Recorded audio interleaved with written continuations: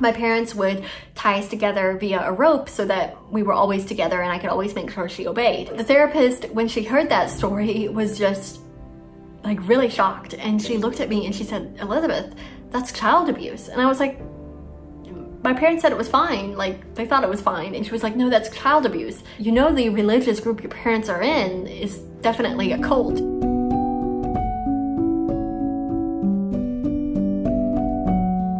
I am Faith Elizabeth Hunter, and today I'm going to be talking about how I grew up in a cult. There was no TV in our house. We weren't allowed to watch movies or television shows. We weren't allowed to listen to any contemporary non-Christian music. I was not allowed to cut my hair. I was not allowed to wear makeup. I was not allowed to wear high heels. I felt like there were so many rules. I know we had like a notebook with all the rules listed, and it's kind of weird to think back on that.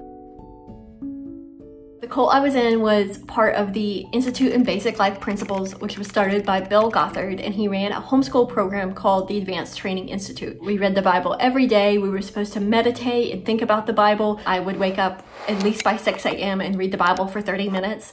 And then our education was all driven around the Bible. So we had Bible lessons throughout the day, whether it was English, math, science, it was always scripture. All of our like life skills were driven to be married. So I knew that once I was like 17 or 18, it was time to start thinking about getting married, and I wasn't supposed to date or flirt with any guys because my dad was going to pick my husband.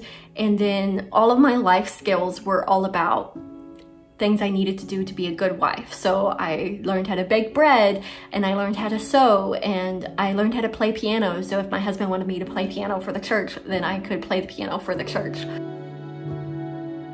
The biggest idea I remember is that everything in life is determined by your dad, and there's an umbrella of authority that your dad has. So there's God, your dad, and then you. So if you do anything that goes outside of your dad's instructions, then God will no longer protect you, and you could be open to all sorts of danger. My dad told me if I ever speed, like if I ever drive down the road faster than I'm supposed to, then I would be out from under the umbrella of protection, and God would let me get in a car wreck and die because I was not obeying my dad because I was speeding, and he did not want me to speed.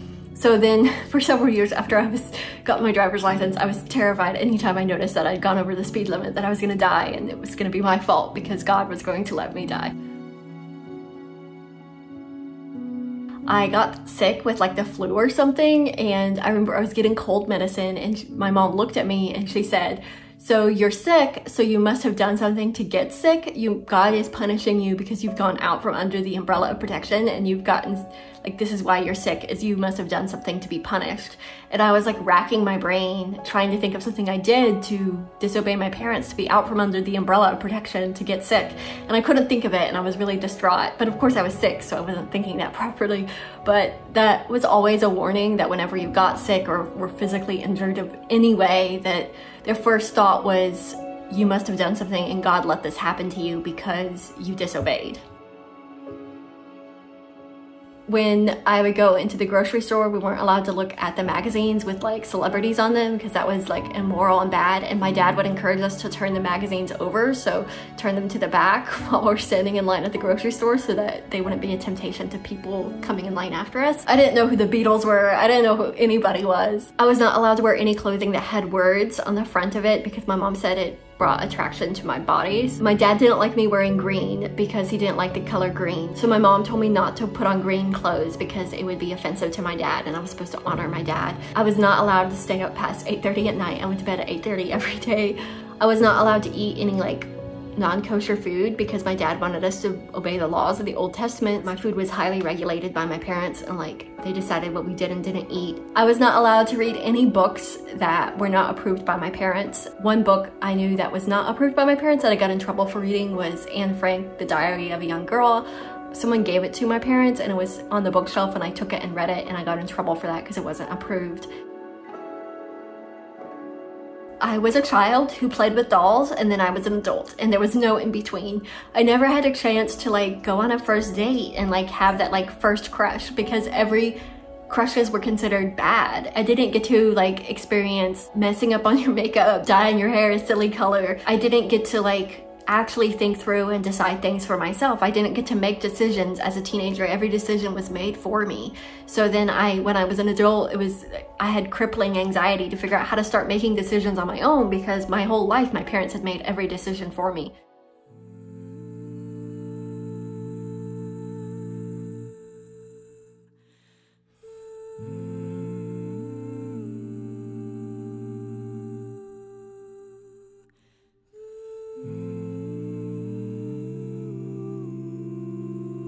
So I was being stalked at college by several different guys in my classes because I didn't understand how to set boundaries. And I was telling my roommate, and she said, "Elizabeth, I think you should go to therapy and get help." And I was like, "Help for what?" She's like, "Just to like talk about your childhood and like how that is affecting you now." And I was like, "Okay, I can go do that." Like the 4th or 5th session, I start to tell a story, and I said that I felt really like I was in charge of my sister's like life, and that I had failed her because she was not doing what I thought she should be doing. My therapist said, "Why do you feel responsible for your sister?" And I said, "Well, my parents always told me it was my job to make sure that she obeyed the rules. And then when my sister refused to like hang out with me and like ran from the room when I was supposed to be watching her, and I would give up on watching her, my parents would tie us together via a rope so that we were always together and I could always make sure she obeyed." So the therapist, when she heard that story, was just like really shocked. And she looked at me and she said, "Elizabeth, that's child abuse." And I was like, "My parents said it was fine. Like they thought it was fine." And she was like, "No, that's child abuse." And she said, "You know, the religious group your parents are in is definitely a cult." And I was like, "Really?" And she said, "Yeah, they like control what you eat and the people you see every day and what you read and everything about your life. That's a cult." And I was like, "Oh." And for the first time, I realized what had happened was child abuse, and that my parents' religious beliefs were not just religious beliefs, but were actually harmful cult ideas.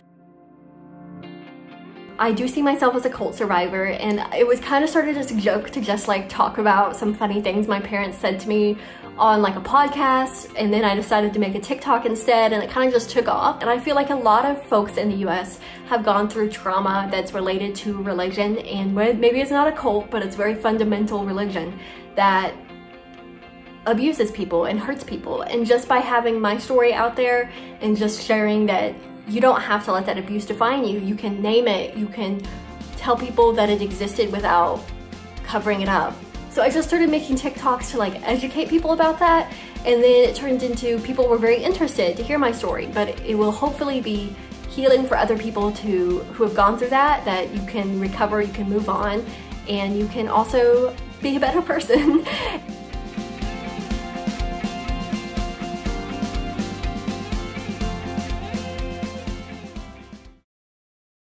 Whilst everybody was having their orgies, free love sex, they would no longer be permitted to enjoy sex for each other. They had to fantasize that they were actually having sex with Jesus, men included.